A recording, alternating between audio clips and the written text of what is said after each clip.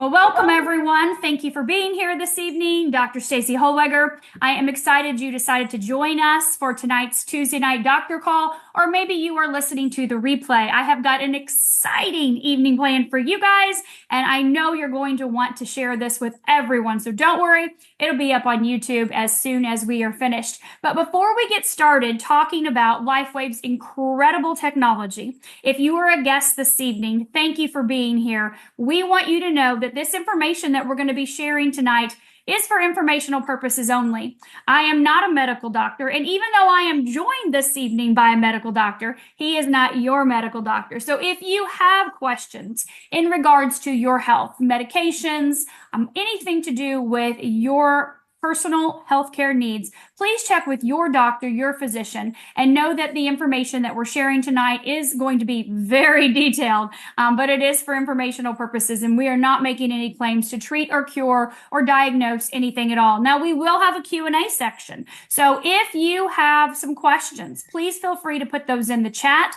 Dr. Kneller is here this evening. He is a cardiologist. He's a heart rhythm specialist. He's an electrophysiologist, and he is excited about Lifewave and about using this in his practice. And he has done some phenomenal research already with patients, and also excited to be doing further research with David and with Lifewave in the very near future. So, Dr. Kneller, I want to give you the floor the whole time. I would love for you to please share with everyone, how long have you been using Lifewave? What was it about this technology as a cardiologist that made you say, oh, I'm in, I'm definitely interested, I want to hear more? And please tell us if you have any personal experiences. And of course, I know you have a fantastic PowerPoint presentation. Getting to meet you at conference just the other week, and you had that portfolio. I was like, wow, we have got to get him on here, because I know we have so many people that are so excited to learn more. So thank you, Dr. Kneller, for being here this evening, and I will let you take it away. Oh, absolutely. Thank you, Dr. Stacy, so much. And it was great to connect with you at Lifewave 2024 in Dallas. That was a fantastic conference. And I was in the audience when David gave you your very prestigious award up front. And, from everyone at Team Evolve, we're very proud of you and for hosting such a phenomenal podcast and getting the information out. It really is incredible. And I have to thank Team Evolve for their support of my Lifewave experience and for getting me connected and helping me to coordinate some of the research findings that I'm going to show to you this evening that I think are super exciting. I'm in conventional medicine. I also practice some holistic cardiology. I'll tell you about that. My background is engineering, and as an engineer, I'm always looking for solutions that work. We have problems. People have problems. Do you have a solution that works and can solve those problems or address them, and do that in the most efficient and minimalistic way possible? And that, of course, would turn on anyone to Lifewave if they have the opportunity to experience those benefits for themselves. So I was first patched in March of 2022 at a conference. There was a booth. I had some shoulder pain at the time. Ice Wave was placed on my shoulder over my suit jacket, and I immediately experienced a 50% reduction in shoulder pain, doubled my range of motion. So that was absolutely fascinating. And then I'm very interested in supplements, and probably many of us supplements, and I have been taking glutathione supplements myself for a long time, recommending those to many people, paying a lot of money for high quality glutathione supplements, never really feeling any different, but understanding this is probably really good for me in reducing inflammation. And then what a very interesting concept that you can put this phototherapy patch on your skin. It's going to reflect your own light energy back into you and activate your own glutathione, perhaps by 300%. So you don't have to actually swallow the supplement to get the benefits of glutathione. So I tried my first glutathione patch, and I happened to have extensive seasonal allergies, and it was in allergy season. I put the patch on and immediately stopped sneezing. Wore it for the recommended 12 hours, took the patch off, started sneezing again. So I was like, wow, I'm actually experiencing the benefits of glutathione, even though I haven't actually swallowed any glutathione. So that was one experience that really had me on the hook. And then, in Arizona, we hike a lot because it's a desert and there's not a lot else to do. So I had purchased the carnosine patches to experiment with those and do these very standard hikes in the mountains, in the desert, and started wearing carnosine. And within 1, 2, 3 sessions, I felt like I was on an escalator floating along these trails and up the mountains. I'm like, I'm not getting fit that fast. There is something here that feels like it's transporting me. My level of muscle and fitness performance was elevated so dramatically with the introduction of the carnosine patch, and that was just beyond fascinating. And so I've been hooked ever since, and using the patches for myself, and recommending those as I have opportunity. So that's my personal experience with Lifewave. I know many people have had their lives saved. We have very dramatic testimonials. Mine aren't so dramatic, but they're very important and deeply meaningful to me. Well, I'd love to ask you again before you go further. You said that you found out about this at kind of like a conference, trade show kind of thing, an expo, and someone put the IceWave over your coat jacket and it worked? Yes. So the idea is that Lifewave patches will be activated as far as 6 inches from the surface of your body, that you are still in the biofield of that person, and the patch will activate and it will be effective up to 6 inches away from you. And if you happen to be wearing a suit made of wood and you were covered in 2x4s, the patches would be effective through that physical barrier. Wow. So, right. So over top of your suit jacket, someone put stickers, and I got the benefit in my shoulder. We put them on our skin, but interestingly, they don't have to be directly in contact with your skin to activate. Wonderful. Which is, again, just speaks to kind of the spooky power of the whole technology. Mm-hmm. And, that was just very interesting to me. So let's be aware that that's a possibility, that we can put these on the outsides of our garments. Fantastic. So that's kind of my own experience. And of course, I've expanded my range of usage with the patches dramatically, like all of us have once we get turned on to the technology. And then, I'm looking for ways to understanding the dramatic health benefit that I felt. I'm naturally curious, how can I measure these things the way we measure other indices of performance in cardiology that would, give us additional mechanistic insights into how the patches are actually changing our bodies, in a way that us cardiologists are used to receiving that information. So after thinking about it and plotting along, I was able to design some studies that did exactly that, and the results turned out to be quite astonishing. So I will have my second presentation at the American Heart Association on November 18 in Chicago, a moderated poster session on Lifewave technology and the effects on global heart function. So that is a clinical presentation, and that follows on the heels of another acceptance to the American Heart Association from August of this year at the Basic Science Conference, where I presented a more limited data set at that conference and received a lot of attention from the basic scientists working in the cardiovascular space as well. And people are just very open and very curious and very interested, and wow, that's so neat to look at you, and that's really exciting. So really well received when shown to quite a sophisticated audience of some very accomplished research types, which was nice to see. Yes. Sometimes when we're pushing through all the skepticism, it seems like that wouldn't be the case. But in point of fact, people were extremely receptive, and I'm looking forward to going back to Chicago to make that presentation. Mm-hmm. I'm excited to see everything that you've already discovered and that you're going to be sharing with them. Thank you. Yeah. So I can, this might be a good time to go to a screen share. Absolutely. and I can take you through my findings a little bit here. Looks like something just got dropped on top of me. There we go.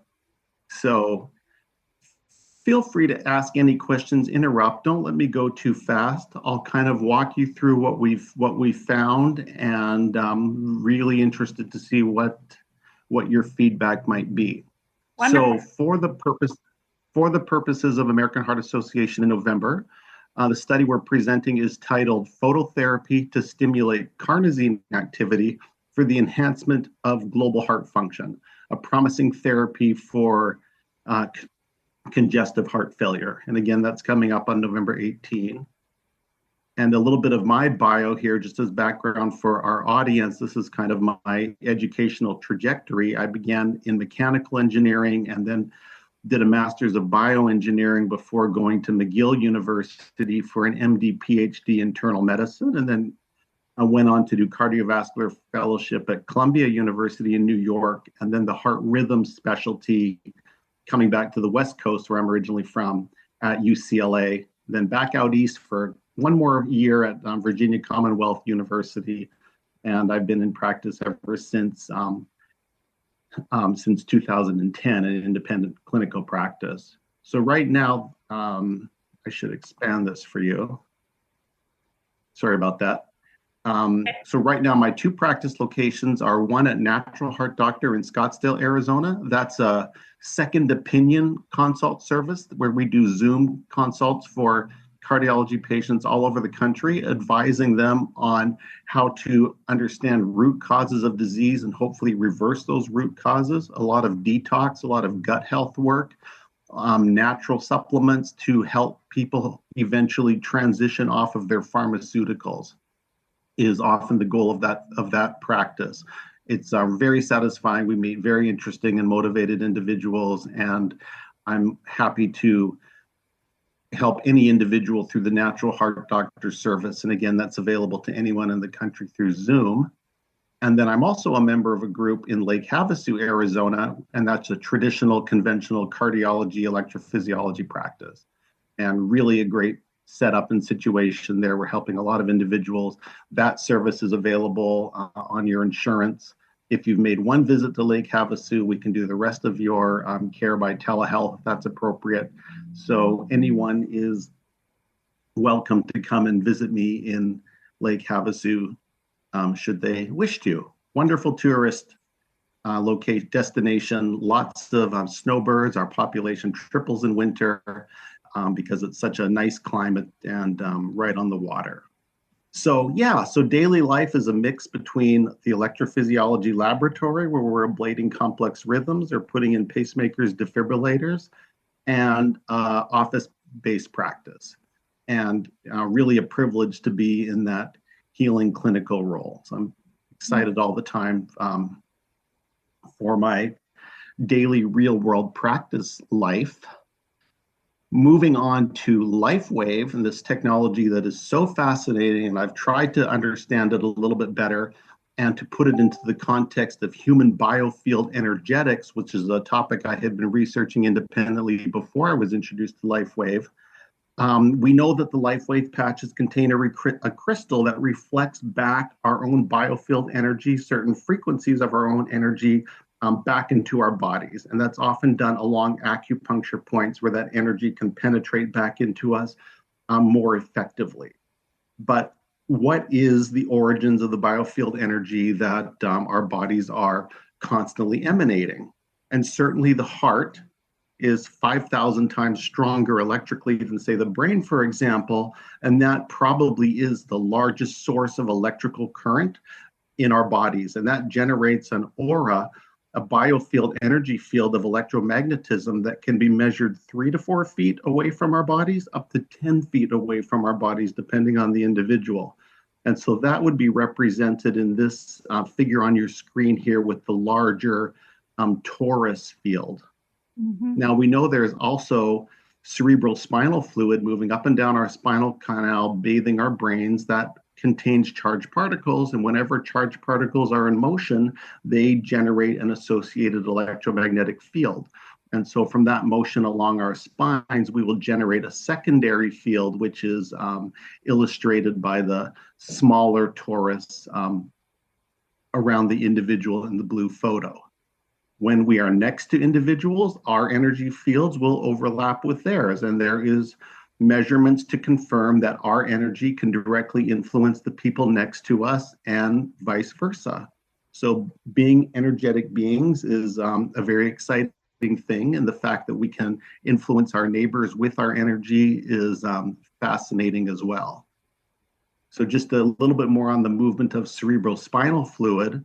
As you breathe, you're actually flexing your sacrum, and that contributes to propelling cerebrospinal fluid up and down your spine, for example, and the sutures in your skull also demonstrate some flexibility and respond to the changes in pressure as we breathe, and both of those forces are circulating the cerebrospinal fluid, which is a fair amount of motion of charged particles, which does generate an electromagnetic field. So this is part of the energy that I think that the patches are reflecting back into us. To complicate that a little bit, we have a series of nerve ganglia, or tangles of nerves, mini brains that exist along our central spinal column, 7 major energy centers, which are a nerve plexus, which are paired with a major organ and also a major gland. And so the electrophysiologic activity in each of those centers has charge motion. It's generating a certain amount of field energy in and of itself. And each of these combinations of major plexus and gland correspond to what's traditionally known as our system of chakras, which is a very real phenomena and has a physiologic basis. So we have 7 chakras, beginning in our root chakra, ascending through the heart chakra, throat, pineal gland, and finally the crown chakra. And interestingly, for those of us who practice medicine or work in healthcare, the picture of all of this has been understood since antiquity, and it is embodied in our symbol of medicine and healthcare, which is the caduceus, where we have a central column representing your spine. The spine peaks at the pine cone, a historic universal symbol of your pineal gland. The spinal fluid ascending along your spine is represented by twisting serpents that finally arrive at the pineal gland. Those are the Kundalini serpents in ancient Egyptian. That's the ascending flow of energy, which will then activate your pineal gland at the level of your 6th energy center. And with that activation comes the liberation of the self, represented by wings. And finally, the crowning attainment of your full human potential with activation of the crown chakra, which is your 7th energy center, also corresponding to the pituitary gland. So we have this energy system, all of these energy mechanisms. The human body has 50 trillion to 100 trillion cells, depending on your size. Each of those cells have hundreds of mitochondria, which are constantly conducting biochemical reactions. Those biochemical reactions are releasing photons of light that have to go somewhere, emanate from our bodies. And this combined activity is contributing to the human biofield, which is the energy that the patches are then activated by and able to reflect back into us. So very interesting by way of introduction. So not the first thought, but a thought is to say, look, if the patches are activated by your own biofield, but then they are reflecting energy back into you, they should also change your biofield energy in a way that might be measurable. So the patches activate, the biofield activates the patches, and they reflexly change the biofield energy in response to the light that is reflected back into you. So this is presently unpublished data, but it's another study that we are conducting at the present time, and that would be titled Impact of a Cutaneous Phototherapy Device on Human Biofield Energetics, a Potent Interaction Accounting for Therapeutic Efficacy. So here you can see in this volunteer, who happens to be myself, a aura photo. They're commercially available. They're in crystal shops, lots of those around Arizona, for example. And the software could take a picture of your energy field. And here you see on the top at baseline my 3 pictures of my energy field, frontal and in profile. And I'm predominantly red with a tinge of orange at baseline, corresponding to me really emanating from a root chakra, for example, which I find most common often when I have a photo like this taken. So that's kind of where I live. I'm kind of a root chakra person, kind of primal, I guess, in that regard. And then with our protocol, and we tried various combinations of patches, and the ones that gave us the most interesting color shifts, which is what we're looking for, was aloe vera. So aloe vera applied to the forehead, and our protocol was to simply do the baseline photo, tell the person, try not to change your internal state. Don't go get excited or worked up or angry, just stay in a calm, positive state of mind. And 30 minutes after application of aloe vera, let's repeat your aura photo. So here it is, 30 minutes later, and now I'm a green-yellow aura. So I've gone from root sacral chakra up to heart chakra with the aloe vera patch. Now we know the aloe vera patch will do rebalancing of a number of your major organs, but has its greatest activity in the brain. And it's in the brain even when it's placed in your above the navel, for example, or on the back of the neck. Putting on your forehead is probably the strongest effect, but it really does activate the frontal lobe. So we would expect it to pull energy up towards those energy centers that are in the head. Whether it's the pineal gland or the throat or the crown chakra, and that's definitely the sort of effect that we would see. So the software from this camera, it will generate a couple of graphs for you. And here you can see the baseline balance of each of your 7 energy centers from sacred up to crown. So I was very low in crown, very high in sacral energy, giving me my overall red color. And then with aloe vera, we saw the sacrum pulled down by 2, and those energies were injected into the crown chakra, which went up by 2. With some oscillation of the intervening chakras, such that my overall color shift was from red to yellow-green. And then with that, you get a redistribution of mind, body, spirit energies in a way where energy was taken out of my body, for example, and injected into spirit, which was very interesting. Another representation of the same phenomena, but the energy shifting towards crown chakral activity, as was activated by the aloe vera patch. So very interesting how the energy system is perturbed by aloe vera, and how aloe vera is pulling you up towards its major source of activity.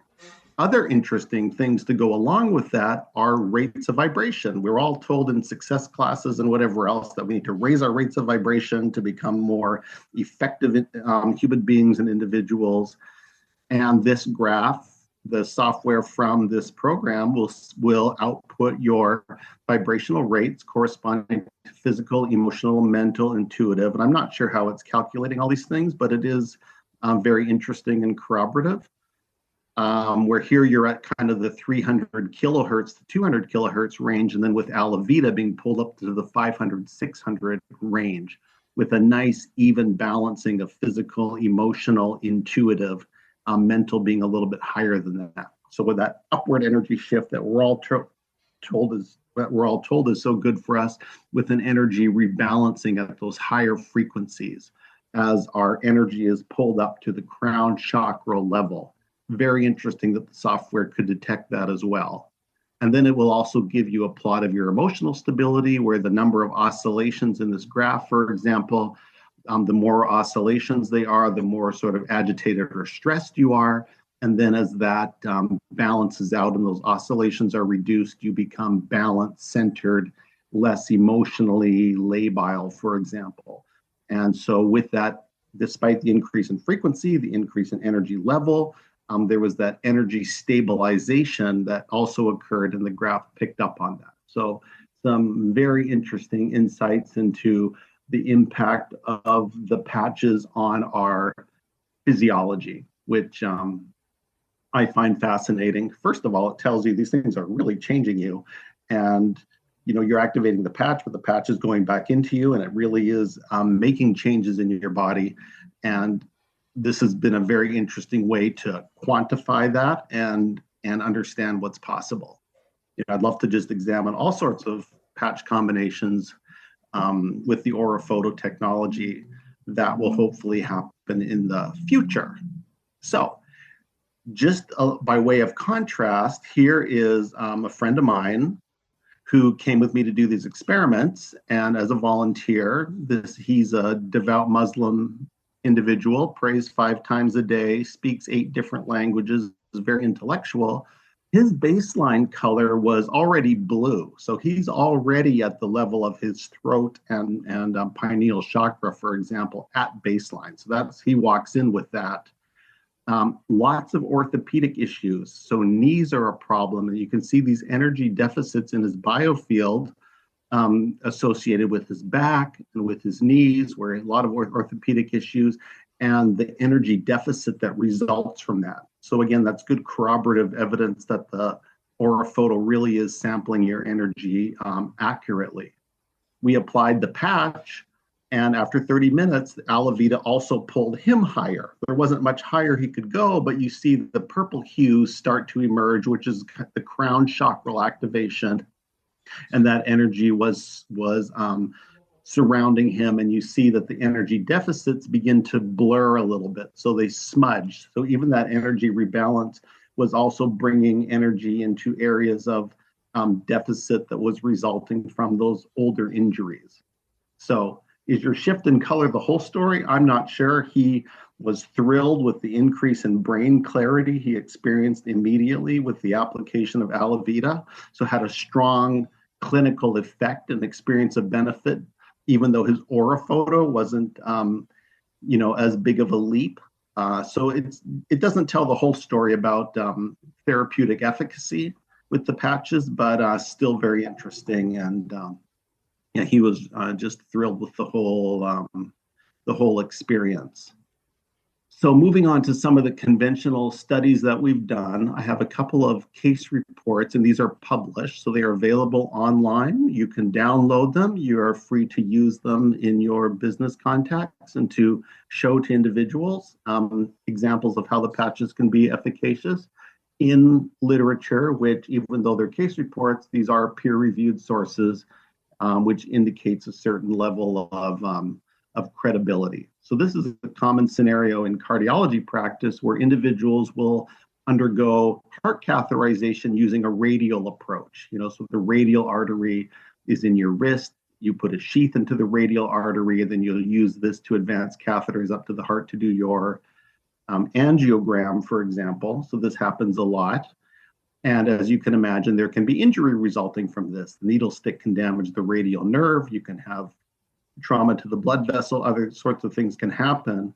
One of my patients came back from their angiogram, and they had pain, 5 of 10 pain from the procedure, weakness in their pincer grip. They could no longer grasp a sheet of paper enough to hang on to it, and then numbness. So their 2-point discrimination was quite markedly reduced, and this was very concerning for the individual. And I made an appointment to visit them in their home, and we tried Icewave for them using the patching strategy to map around the site of injury to find what vector might be most effective in reducing the pain. And then when we found that vector, realized that we'd brought down the pain from 5 of 10 down to 1 of 10. Pincer strength returned to normal, and the 2-point discrimination in terms of sensitivity also returned. So I actually went out and got a gripometer. So you squeeze and it measures the strength of your grip to prove that with the patches, the grip in the injured arm was equal and opposite to the grip strength in the unaffected arm. So that was a very dramatic result, which really addressed 3 modalities of function. It was the strength, the pain, and then the 2-point discrimination, all addressed virtually instantaneously with the ice wave patches. So that was a nice clinical write-up, and that is now available in the literature, and that actually found its way into our studies last year. Here's one a little bit more recently that took more time. Sorry if these images are a little bit gory. I think Lifewavers can handle that. But here is a infected pacemaker pocket. So the pacemaker has been removed, and because of all the debridement of infected material that had to go with that, leaves a fairly sizable crater wound, as you can see. One accepted strategy for wound healing is just to leave the wound open, and you pack it with a sterile dressing every day or every other day, and that wound will heal by secondary intention. So rather than sewing this closed, you just allow it to heal from the inside out, and that's healing by secondary intention. So with this particular patient, I gifted her with X39 patches to place next to the device every day. And so she would have her regular wound dressings, and it was visited by a nurse every other day, and was wearing X39 every day. This is an 83-year-old woman who's largely wheelchair bound. And the wound care company said they noticed 50% faster resolution in her lesion compared to standard wounds that they saw. And the lady got better appetite, her sleep apnea improved, she was feeling more energetic and mentally clear, so having a great experience. But we just had this accepted to the Journal of Innovation in Cardiac Rhythm Management. It is not yet in press, but I was just notified yesterday that this will be the citation when it does appear later this year, in December it looks like. And there we have 50% faster healing documented, and a good example of that that will appear in the clinical literature in response to X39. So that wound closed in about 6 weeks' time, and it would have taken much longer. And then you can see from where the scab formed to nice maturation of the scar kind of at the 16-week period, just how nicely that scar is resolving. And that's kind of where we stopped the study and made our report. But I was thrilled to have that accepted. This is a PubMed indexed study, so it would appear in PubMed, and you'll be able to Google that one shortly as well. And please feel free to use this in your product demonstrations and in your approaches, attempts to influence others towards the utility of Lifewave. These will be available for everyone. And of course, the message is, if it can heal this so much faster, why would it not heal anything else so much faster? And since we're all having little internal injuries all the time, and our bodies are always trying to heal from those little struggles that are unavoidable, why not wear the patches on a regular basis so that you're always healing so much faster in response to the injuries that we're going to inevitably experience. So for me, it's just a argument, another demonstration to keep patching and to aggressively patch in the setting of a particular injury. Here's another one that I'll show you, and this one is been submitted to the Journal of Journal of Invasive Cardiac Electrophysiology, and I'm waiting to hear back on that. But here's a very large woman who had a pacemaker implanted here, and because it's very hard to achieve hemostasis sometimes when that's happened, has a lot of bruising around the sites, lots of swelling, lots of bruising that occurred. This is about 5 days after the device was implanted. The bandages are still on. Very interested in complementary therapies. So for her, we did X39, carnosine, and glutathione on a daily basis, rotating those around the wound, moving them so they were in different places at different days, but always the combination of the three, looking for a synergistic action compared to just X39 by itself. So from this scary looking scenario to here, completely nice, very nicely healed and well on her way to being better, The time difference between those photos is, please guess, it's in point of fact 6 days. So I posted those photos on Twitter, now X, to the electrophysiology community, the community of my colleagues. And I said, gentlemen and gentlewomen, please estimate for me the healing time that you would expect in your practice between these two photos. And here is that 46 votes, final result of what other electrophysiologists would have anticipated. 4 weeks was the number one estimate, but many folks thought that would take 6 weeks and even 8 weeks to heal. So when in fact the healing is only 6 days, that is over greater than 500% acceleration in the healing time compared to what would be expected.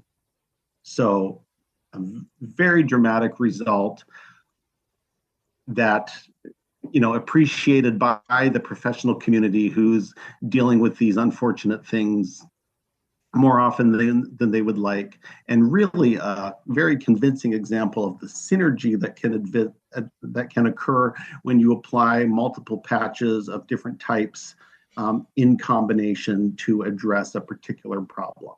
So dramatic wound healing with that combination of patches in a way that was far above and beyond what my professional community would have anticipated without that technology. So that's a very exciting report, and I'm hoping that one will appear in the literature shortly and be available to all of us to reveal as well. And I'll show these by way of background at American Heart Association during that poster presentation. Moving on to the topic of the study at hand, and that is the effect of carnosine on heart function. Let's talk a little bit about carnosine. So this is a figure from a article that's in the medical literature of all the things that carnosine can accomplish. So what is carnosine? Carnosine is a very simple protein. It's the combination of 2 amino acids, so a very small protein that is diffuse throughout the body. And carnosine is involved in all sorts of functions in the body. It is involved in energy metabolism, facilitating mitochondrial function. It modulates the immune system. It protects you against toxicity from different toxic proteins in the body. It prevents cancer tumor cells. It increases tumor senescence, so it tends to turn tumors off. It mops up free radicals. It helps you clear heavy metals. It does tumor angiogenesis, rejuvenation of senescent proteins. All of these things are recognized to be accomplished by this very important protein in our molecule that is known as carnosine. So we have one of the Lifewave patches is of course named carnosine, and that patch will rev up the activity of this carnosine molecule, which has all of these effects throughout the body. So no wonder with carnosine that we talk about anti-cancer effects. Again, unproven that the patch can do it, but we know this molecule is involved in that. Suppression of tumors, improvement in energy, reduction of inflammation, chelation of heavy metals and detox. We can think that we're helping our bodies accomplish all of these things by enhancing the activity of the carnosine that's already in our bodies. Again, we don't have to supplement on this, scoop it onto our cereal or what have you. It's in our bodies. We're simply enhancing the activity of that endogenous compound. So this would be the intro for the folks at American Heart. There is a field in cardiology called cardiac optogenetics. It's basic science, but what they're trying to do is they're trying to genetically modify cells in the body to express light-sensitive proteins, like you might find in a firefly or in a glowfish. And then once you've done that, perhaps you could artificially shine light into the body to activate those proteins and accomplish physiologic effects. So this is very much the basic science stage of investigation, but it is a field in cardiology that most heart rhythm specialists at least know about, because there are sessions about this topic at our annual meetings. So my jumping off spot for Lifewave is to say, hey, we know that optogenetics is a real thing. Well, here we have a very interesting technology that says you already have light sensitive proteins in your body. Your body is a flashlight. It generates its own light. We can use your own light to activate the light sensitive proteins that are already in your body in a way that has beneficial biologic effects. So why not try it? So we know the Lifewave patches, they're very natural. They can contain a plant-based amino acid, some oxygen, some sugar, some salt, other natural organic compounds that forms a crystal that's in the patch that is able to reflect back light of certain frequencies. So again, nothing's going into your body. You are taking advantage of the light that your body emits to reflect back into the body, which then is able to activate light sensitive proteins and that are already in your body in a way that can influence your metabolic activity for health benefits. So Lifewave is a subset of the developing field of cardiac optogenetics. And for me, that makes it a very legitimate tool and places it within the field of basic science cardiology very nicely. And that's the approach I would use to talk to the folks at American Heart and to discuss with my colleagues, for example. So our hypothesis is that a cutaneous phototherapy device known to stimulate carnosine activity may enhance myocardial performance as determined by echocardiographic indices of heart function. So in cardiology, we perform ultrasounds of the heart all the time. Ultrasounds are a great study because they give you a tremendous amount of information and there's no radiation that's imparted to the patient. It's all ultrasound energy like we use for babies, for example. So for research purposes, we recruited healthy volunteers, 32 subjects, age 42 to 85, nice blend of male and female. And for the purposes of research, we would plaster carnosine patches over the heart. So over your left thorax here, where we know that the heart sits, wrapping right around into the axilla because a lot of the heart is deep in your body. And you want to completely surround that organ and flood the organ with carnosine activation to the full extent that it was possible. Again, for the purposes of research, you don't have to do this at home, and I'm not sure it'd be wise to anyway, but we wanted to really see if we could elicit a meaningful biologic effect by saturating the carnosine mechanism. So then we would perform an echocardiogram of the heart, ultrasound of the heart, measuring the function, the tissue velocities, rates of blood flow across the valves, both at baseline, and then again 30 minutes, 20 to 30 minutes after applying the patches. So here's a representative example of a test subject, and those are all carnosine patches from the sternum right around to the axilla. Everything there is carnosine, and I can tell you about the story about how we came to this protocol as well. You know, at first it was like, we're going to use energy enhancers everywhere. Let's put on some Eon, let's put on some X39, and the heart function actually went down, and had to think about that for a long time. But what I think happened is that the patches were relaxing all of the peripheral vasculature. And when the peripheral vasculature all relaxes, the heart at rest says, I don't have to work as hard to maintain this.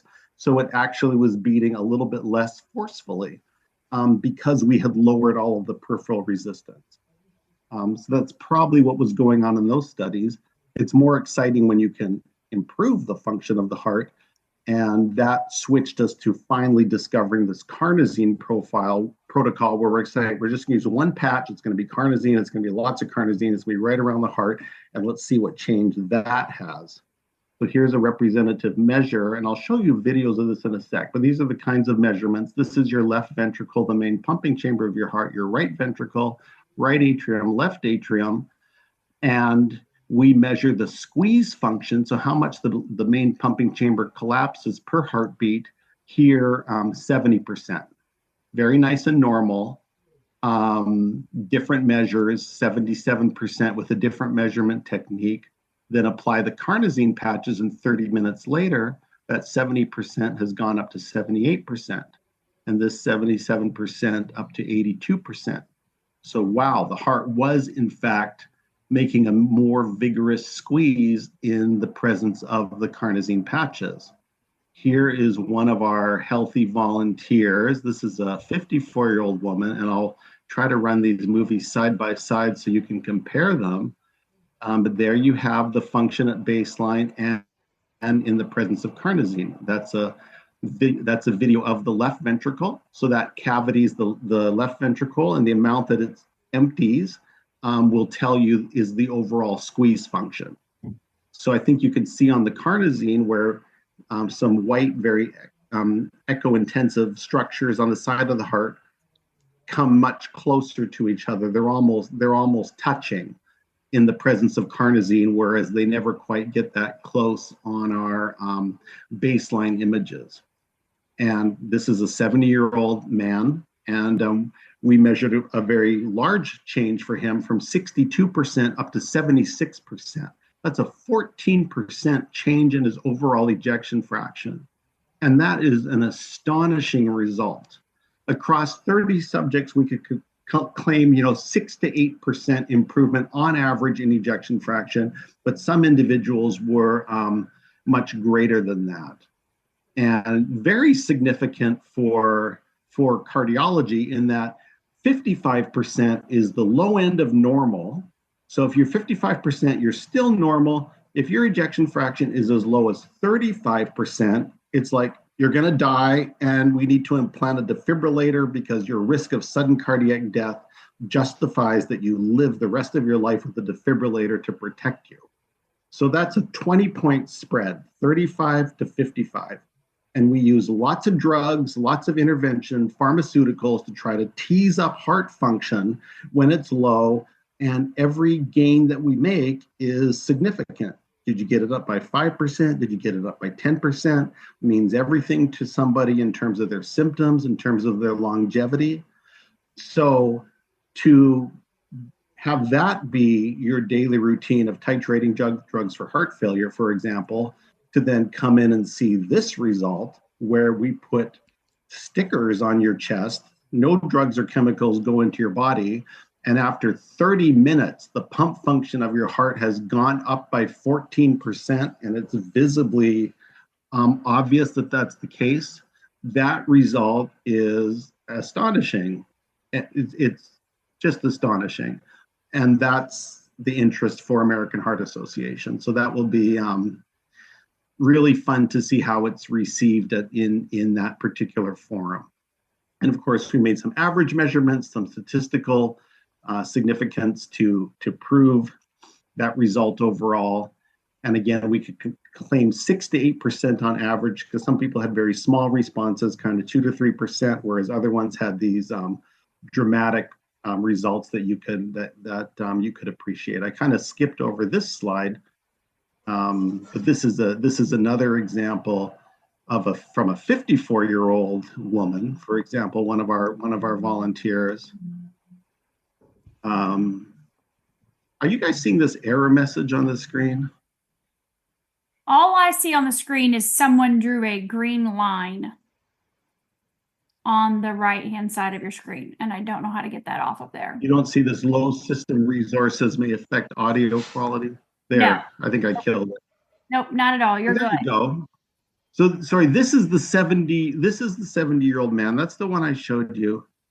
Somehow, this is our 54-year-old gal. Just another example. The echo images are a little bit clearer here, but just look at the squeeze function of the baseline image compared to the carnosine image.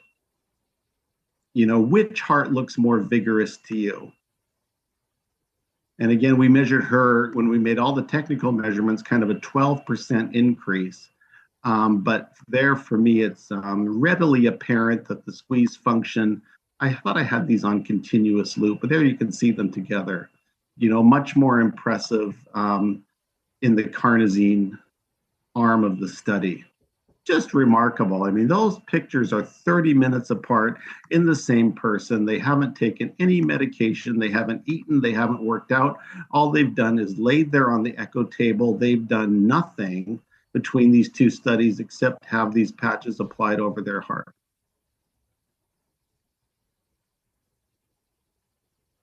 So yeah, really just really a very compelling result with a whole host of implications for the field of cardiology. And so there's some of our average measurements. A few other things that we could measure is when the heart contracts, you can also measure with Doppler and echo the velocity of the muscle contraction. So does the muscle actually squeeze faster in the presence of the carnosine than at baseline? And we proved that, yes, that was the case along the interventricular septum, which separates the two major pumping chambers. So another echocardiographic index of function, here the tissue is moving at 6.5 centimeters per second at baseline, and then up to 7.31 centimeters per second in the presence of carnosine. So a nice improvement there. And then you think, well, if the tissue is contracting faster and if it's squeezing more, then you would expect the rates of blood flow through the heart to also be faster. And indeed, they were also faster. So here we can measure the rates of blood flow across the heart valves as the blood makes its way through that organ, for example, whether that was in between the top and the bottom chambers or exiting out of the bottom chambers. We can measure the velocity of the actual blood flow crossing those valve structures before and after the application of the carnosine patches, noticing a statistically significant increase in blood flow velocities, which corroborates the measurements of the left ventricular ejection fraction, which are so powerful. So lots of blah blah for our friends at American Heart Association. 8% improvement in ejection fraction, 6 to 8% improvement overall with changes in tissue velocity and blood flow velocity. So we have a self-powered wearable device that enhances myocardial function and overall myocardial performance and overall heart function. And this indeed represents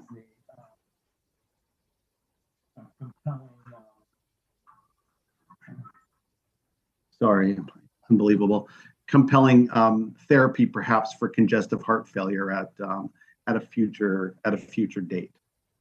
So I've done a lot of talking. Just to summarize what we've talked about here, we talked about biofield modulation. We saw that the Alavita patch can give you a cephalad or headwards shift in your dominant expression of energy, achieving an overall chakra rebalance, increase your rates of vibration of the physiologic systems within your body while imposing an overall energetic stability for your overall expression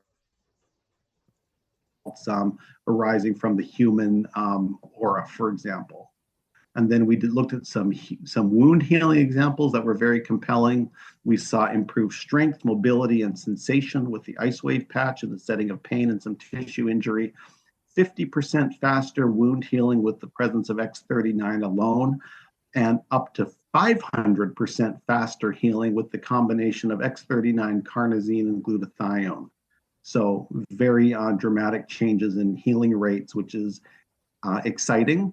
And then for our main event, the enhanced cardiac function brought about by the carnosine patches with an overall improvement of the left ventricular ejection fraction of 6 to 8%, a statistically significant result in a large cohort of individuals across both genders and a large age spectrum. And with that, improvements in tissue velocity and in mitral inflow, blood flow velocities through the heart. So that's our research findings to date. Really exciting and so much fun, and looking forward to what comes next and how that's received by my colleagues at American Heart later next month. Fantastic. I was just getting ready to ask you, can you please put back up your contact information? Because everyone was asking that in the chat. Thank you. Thank you. Wow. Dr. Kneller, this information. Pretty cool, right? Oh my gosh. The text I'm getting, the chat messages, the private messages in the chat. It is a game changer. It absolutely is a game changer for so many people. So I know we have a few minutes left, but I have a couple questions just to make sure that people understand. So let's say an everyday purpose of using the patches, how many Okay. patches would someone use of the X39, of the carnosine, of glutathione, or anything? How many would they use? I would say up to 2 of the same kind per day. Okay. That would kind of be my guess, being assured that you're going to have a true physiologic response. And how long would they wear those patches? Duration? How many months? Well, if you were a heart patient, not my official advice, but I would start patching and I would go into my next echocardiogram wearing my patches. Typically, in cardiology, we think in terms of 3-month intervals. If you change a drug and you expect it to influence heart function, for example, we would typically say, let's go on it for 3 months and then repeat your echo and see if we see a durable improvement. Okay. And I think those timelines for getting a sustainable, meaningful benefit are still going to be relevant. Okay, so 90 days. So you're saying we could use 1 to 2 of the X39s, of the carnosine, and you would say 90 days before you went back and had it retested. Yeah. And that's also corresponds to what your insurance will pay for. So probably what your doctor's office is willing to do or able to do. Fantastic. So change in therapy and a repeat echo at 3 months is kind of what the insurance companies look for. So to have your insurance pay for that measurement with your local doc or cardiology office, it's probably going to be what it requires. Okay. And what about like with heart racing? If their heart rate, if they feel like their heart rate is increasing, what would you recommend for that? Because I hear that from time to time. It felt like my heart was racing a little bit or my heart rate went up. What would explain that? Oh, wow. Yeah. So we're getting into, all the arrhythmias, whether it's an inappropriate sinus tachycardia. We've seen lots of that post-COVID, for example. Or are you flipping your rhythm? Are you going into atrial fibrillation or an SVT? Or is there something else going on? Mm-hmm. I would like to think that the patches are going to improve heart health in a way that does stabilize rhythms over time. Mm-hmm. We don't have a research result to really demonstrate that, although I think it would be very interesting. Well, maybe that's something it's going to be hard to really accurately predict what happens to any one rhythm in an individual, right. Based on what we know right now. And maybe that's something you and David could get into when you have your conversation on the studies. Oh yeah, be so exciting. I know. So I want everyone to know that Dr. Kneller's information is up here. If you have further questions, like he said, his natural heart doctor, that information is for his telehealth. And then the Lakeside Heart and Vascular Center is a one-time in-person visit. And then after that, it can happen online as well. So if you, they can contact you through either of these facilities. Is that correct? If you want a formal meeting and evaluation, those are both appropriate. If you'd like to email me and just ask questions and stuff informally, I'm very open to that as well. I want to be a part of this community and available to people. But if you'd like a formal eval, one of these 2 channels is the way to go. Otherwise, questions and comments, I'm happy to answer emails and just connect with people individually. Well, that's fantastic and very generous for you to offer that. But you are a cardiologist and you're very busy. And so if someone does have heart issues or conditions, I highly recommend you actually do a formal evaluation and have him take a look at what's going on a much grander scope versus just sending a quick email and expecting a quick answer without a full evaluation. I know there's a lot to someone's health and what's going on with them and their heart and many other things as well. So definitely reach out to one of his 2 facilities and get yourself an appointment. That's just my opinion, because I feel like you are very valuable. The knowledge you just shared with us tonight was absolutely priceless. He did put his email in the comments, which is so kind and generous, and I really appreciate that. So thank you so much for taking the time to be here tonight to share all of your findings with everyone. This is just absolutely just so valuable. And I know this is going to help so many people. So Dr. Kneller, do you have any closing words or comments or things that you would like to share as we wrap this up? Well, thank you, Stacy, for having me on your prestigious podcast with your very large audience. And I'm thankful to the Evolve team for helping us connect and getting me on your podcast. So I'm very grateful to you and to Jeff Pattison and the others in Team Evolve who have been so supportive of everything that we're doing. They rounded up a bunch of these volunteers for us. A lot of the people you saw here were our Lifewave users and at least known to the members of Evolve, and it's really been great having a team surrounding you to be supportive. So I'm grateful all the way through. And yeah, thank you again for having me, Dr. Stacy, and congratulations on your wonderful weekly show. Thank you.